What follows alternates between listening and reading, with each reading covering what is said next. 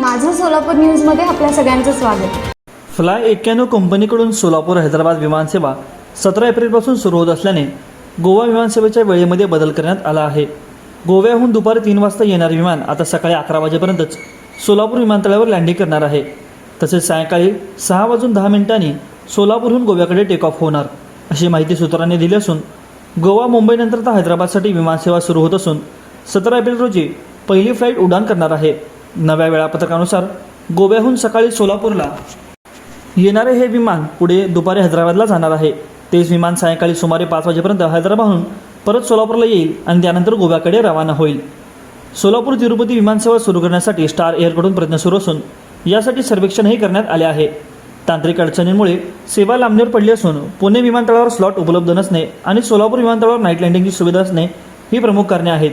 तरी एप्रिलमध्ये सेवा सुरू होण्याची शक्यता कंपनीकडून व्यक्त करण्यात आली आहे. माझं सोलापूर न्यूज या यूट्यूब चॅनलला सबस्क्राईब करा आणि बेल आयकॉन प्रेस करायला विसरू नका.